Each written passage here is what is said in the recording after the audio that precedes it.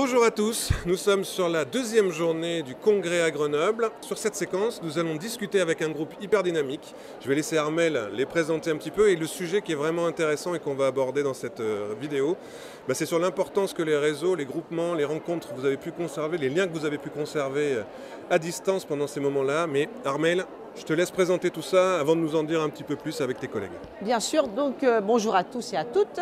Donc, je vais présenter le groupe Ressources 74. Je suis présidente de ce groupe. Donc les présidents changent aussi de temps en temps. Donc ce groupe Ressources existe depuis 1992, donc de Haute-Savoie. Groupe Ressources parce qu'on se ressource. Voilà, l'idée était là au départ.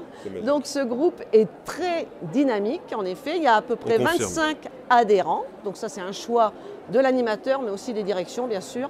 L'objectif au départ, c'était de se réunir pour parler des difficultés, mais aussi des choses positives, d'échanger des intervenants, etc. Maintenant, on a, depuis quand même 5-6 ans, on a monté des projets qui étaient assez importants. Il y a Haute-Savoie, donc avec des résidents. L'idée, c'était de réunir des résidents le temps d'une journée avec un repas et de chanter. Ensuite, il y avait la journée du bénévolat parce que dans les différents établissements, on est amené à avoir des bénévoles et parfois, voilà, c'est pas toujours facile à gérer. Il y a des associations, il y a des personnes vraiment extérieures.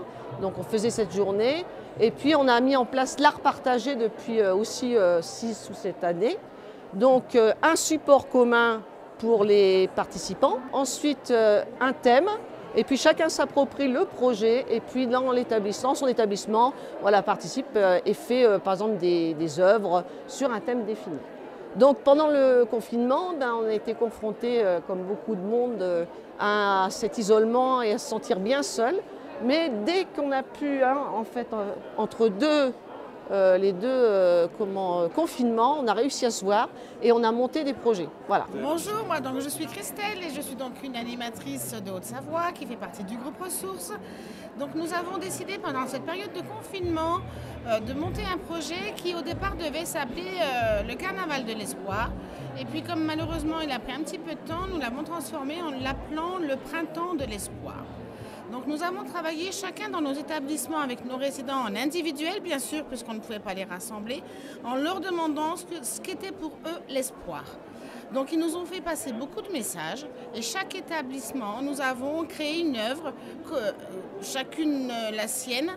Donc moi dans mon établissement, nous avons fait la montgolfière de l'espoir parce qu'on avait envie de s'envoler, de voir autre chose que le Covid. Et du coup, toutes ces œuvres ont été rassemblées et puis nous avons, donc nous au sein de CENO, Annecy, Vieux-Gy, nous avons fait intervenir les radios locales du coin pour interroger nos résidents et leur faire passer sur ODS pour que toute la Haute-Savoie soit au courant de ce qui se passe dans nos établissements. Nos résidents avaient vraiment envie de faire passer le message comme quoi c'était pas des mouroirs et qu'ils avaient vraiment envie de continuer à vivre et que dans nos établissements, malgré le Covid, on arrivait encore à faire beaucoup de choses. Et puis nous avons aussi en parallèle travaillé sur le prochain art partagé, pareil pendant tout petit moment où on arrivait à se contacter avec les animatrices, on a décidé de refaire un art partagé qui va être mis en exposition dans tous les établissements. Nous allons faire une itinérance puisque nous avons pu travailler aussi en individuel sur des tableaux qui s'appellent...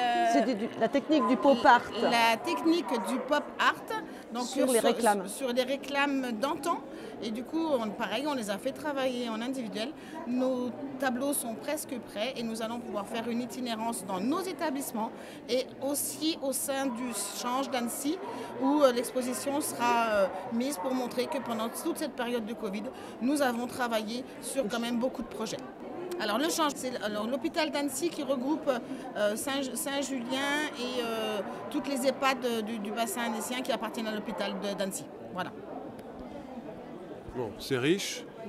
Du coup, moi, ce que je peux rebondir, c'est sur le fait, voilà, par exemple, à Annecy, ils ont le Change, au Châle de Bonneville, il y a les autres maisons autour qui se réunissent. Et du coup, moi, donc Mélanie, l'animatrice à Megève, donc je suis un petit peu excentrée dans ma montagne. Et effectivement, le groupe Ressources permet d'échanger et de se sentir un petit peu moins seul face à tout ça.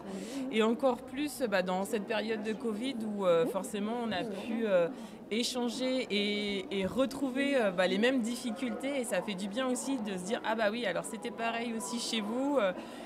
Comment vous avez géré voilà.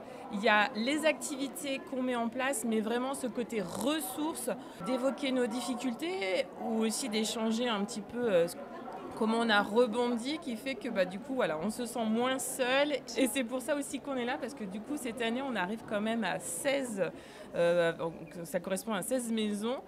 Et du coup, on sait que par le gag, on va se rebooster parce que c'est toujours d'infos riches, mais entre nous, on se ressource aussi d'être ensemble et ça, c'est fédérateur pour se rebooster pour les autres activités à venir et j'espère pas un autre confinement. Bon, voilà. Déjà, j'aurais pas dit mieux, mais Armelle, est-ce que tu as une petite chose à rajouter sur cette dimension ? Non, c'est bien, je pense que c'est bien résumé. Après, on a fait un petit support aussi par rapport au projet qui a été mené du Printemps de l'Espoir. On a communiqué beaucoup par vidéo, etc. Et on a réussi, on a une collègue qui a fait un petit document, un petit film aussi, donc c'est sympa. Voilà, c'était riche et puis... on a des idées, donc là on va partir, on va essayer de faire la fête, le triportage, parce qu'on a des triporteurs.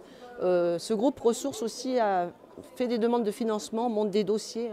Donc on a 4 triporteurs qui sont répartis sur 4 secteurs géographiques en Haute-Savoie et 4 Tovertafel qu'on a eu aussi. Et du coup on évolue là-dedans. Donc la Tovertafel était très adaptée aussi pendant le confinement. Donc ça passe d'établissement en établissement par secteur. Et puis ça permet de partager des choses et puis de dire voilà, c'est le groupe ressources qui a financé ça. Et le triportage, voilà, on va faire la fête du triporteur, on espère, au mois de septembre. Et le triportage. Super. Voilà. Ce que je vous propose, c'est peut-être qu'en dessous de la vidéo, on mettra le lien avec un contact, une adresse mail peut-être pour les personnes qui sont en réseau et qui souhaitent échanger avec vous, partager autour de votre expérience et de vos projets. Donc voilà, c'est ça aussi, venir au CNAC, c'est aussi alimenter son propre réseau territorial et puis aussi communiquer avec les autres réseaux à travers la France. Oui, on a des collègues qui sont en Haute-Savoie, qui sont venus, qui n'ont pas pu venir aux réunions et qui du coup vont venir aussi. Et puis on a eu des contacts aussi avec d'autres personnes en disant, on dit oui, on va prendre le mail, parce qu'on leur disait voilà, il faut vous former, il ne faut pas hésiter, il faut partager, donc voilà, donc c'est notre grande richesse, je pense, dans ce groupe. Ouais. Super, merci à vous, cette belle énergie, et puis mettez-vous en réseau. C'est important. Vive le groupe ressources. Et merci beaucoup. Faites la fête. Ça, c'était important. Ça c'est...